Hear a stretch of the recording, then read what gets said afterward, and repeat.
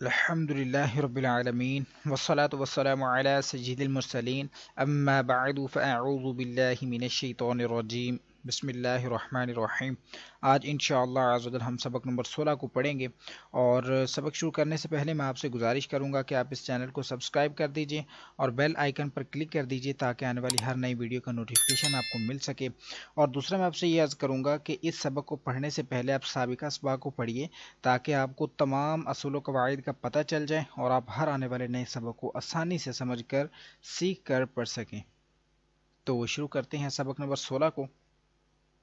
سبق نمبر 16 میں ہم سیکھیں گے تفخیم اور ترقیق۔ تفخیم ترقیق۔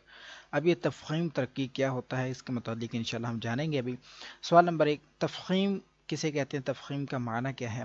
تو تفخیم کا مطلب ہے، تفخیم کا معنی ہے حرف کو پر پڑھنا یعنی کہ موٹا پڑھنا، اور ترقیق کے معنی ہے حرف کو باریک پڑھنا۔ اب ادھر آپ کے ذہن میں ایک سوال آ رہا ہوگا کہ آپ نے جب سبق نمبر 1 کو پڑھا تھا تو سبق نمبر 1 میں آپ نے پڑھا تھا کہ 7 حروف ایسے ہیں جن کو ہم ہمیشہ موٹا پڑھتے ہیں، وہ 7 حروف تو ہم نے پہلے سے پڑھ لیے ہیں، تو اب یہ تفخیم سے کیا مراد ہے، حرف کو موٹا پڑھنے سے کیا مراد ہے، تو یہ انشاءاللہ میں آپ کو عرض کرتا ہوں۔ اور ترقیق کے معنی حرف کو باریک پڑھنا ہے۔ اور اب مزید آگے چلیں گے کہ ہم نے تو پہلے ہی پڑھ لیا ہوا ہے کہ وہ تو 7 حرف ہیں جن کو ہمیشہ موٹا پڑھتے ہیں، اب ان کے علاوہ کون سے ایسے حرف ہیں، کون سے ایسے حروف ہیں جن کو ہم نے موٹا پڑھنا ہے؟ تو 3 حروف ہیں، الف لام را۔ یہ 3 حروف کبھی تو پر پڑھے جائیں گے، کبھی باریک پڑھے جائیں گے، ٹھیک ہے؟ یہ 3 حروف ہمیشہ موٹے ہی نہیں رہیں گے، جس طرح حروف مستعلیہ جو ہے نا وہ تو ہمیشہ ہی پر رہتے ہیں، کبھی باریک نہیں ہوتے ہیں، لیکن یہ 3 حروف کبھی پر ہو جائیں گے، کبھی باریک ہو جائیں گے، صورتحال کے مطابق ان کو پر پڑھ دیا جائے گا، کبھی باریک پڑھ دیا جائے گا۔ تو جب پر پڑھیں گے تو ان کو تفخیم کہیں گے، جو یعنی کہ باریک پڑھیں گے حرف کو تو اس کو ترقیق کہیں گے۔ اب سب سے پہلے ہم لیتے ہیں 3 حروفوں میں سے پہلا حرف الف ہے، تو ان کو لیتے ہیں کہ اس کو کب ہم نے موٹا پڑھنا ہے، کب باریک پڑھنا ہے۔ الف ہے، الف سے پہلے اگر پر حرف آ جائے تو الف کو پر، اور باریک حرف آ جائے تو الف کو باریک پڑھنا ہے، سمپل بالکل۔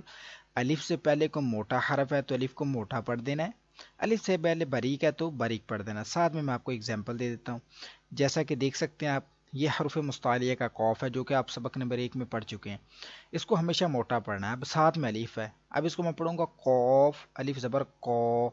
اب الف سے پہلے موٹا حرف، الف کو موٹا پڑھ دیا میں نے، ٹھیک ہے؟ اب آگے بتایا الف سے پہلے باریک حرف ہو، اب یہ الف ہے، اس سے پہلے یہ والا جو کاف ہے یہ باریک ہے، اب الف سے پہلے یہ کاف آیا باریک ہے، میں نے الف کو باریک پڑھ دیا، کانا، ٹھیک ہے؟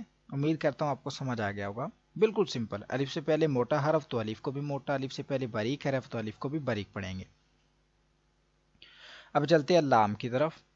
اب لام، یہ آپ یاد رکھیں، یہ جو نارمل لام ہوتا ہے کہیں بھی آتا ہے، اس کی بات نہیں کی جا رہی، یہ بات کی جا رہی ہے اللہ تعالیٰ کا جو نام ہے اس کے اندر جو لام آتا ہے، یہ صرف اس لام کی بات کی جا رہی ہے۔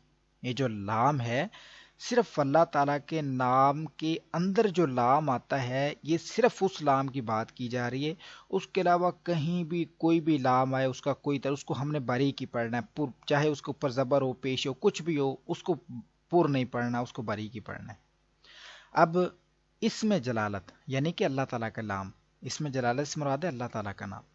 اللہ عز و جل یعنی کہ اللہ عز و جل کے نام سے پہلے حرف پر زبر یا پیش ہو تو اسم جلالت یعنی کہ اللہ عز و جل کے نام کو پر پڑھنا ہے، اور اسم جلالت اللہ عز و جل کے نام سے پہلے حرف کے نیچے زیر ہو تو اسم جلالت اللہ عز و جل کے نام کو ہم نے باریک پڑھنا ہے۔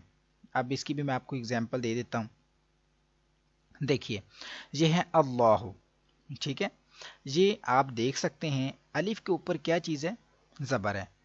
اب یہ اللہ عز و جل کا جو لام ہے اس سے پہلے زبر آ گیا ہے تو ہم نے اس کو موٹا پڑھ دینا ہے، اللہ، اللہ نہیں، اللہ، صحیح ہے؟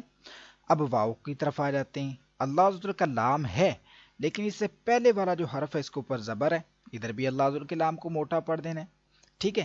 اب زبر یا پیش ہے تو ہم نے موٹا پڑھ دینا ہے اللہ عز و جل کے لام کو، اور جب زیر آ جائے اللہ عز و جل کے لام سے پہلے یا کسی بھی لام سے پہلے وہ باریک ہی رہے گا۔ اب یاد یہ آپ نے جو ہے وہ اچھی طرح سے یاد کر لینا ہے کہ جو لام ہم نے موٹا کر کے پڑھنا ہے وہ صرف اللہ تعالیٰ کے نام کے اندر جو لام ہوتا ہے اس کو پڑھنا ہے، اور وہ بھی تب جب اللہ عز وجل کے نام سے پہلے زبر یا پیش آ جائے، اور اس کے علاوہ ہم باقی سب لام اللہ عز وجل کے لام کے سمیت باقی تمام لام کو بھی باریک پڑھیں گے۔ امید کرتا ہوں کہ آپ کو یہ سمجھ آ گیا ہوگا۔ اب یہ آگے ہمیں بتا بھی دیا گیا کہ اس میں جلالت اللہ عز وجل کے لام کے علاوہ باقی تمام لام باریکی پڑھیں۔ اب مزید آگے چلتے ہیں۔ را کو پر پڑھنے کی کتنی صورتیں ہیں؟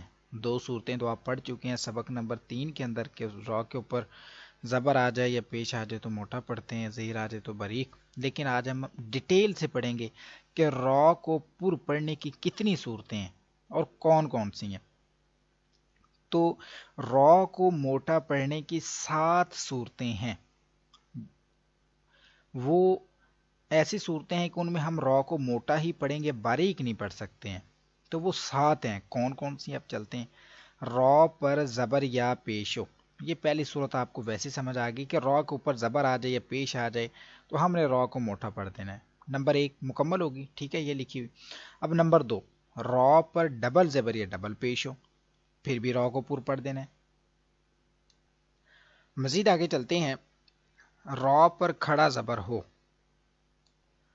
را پر کیا چیز ہو؟ کھڑا زبر ہو۔ اب 3 پہلے یاد کر لیں، بالکل ایزی۔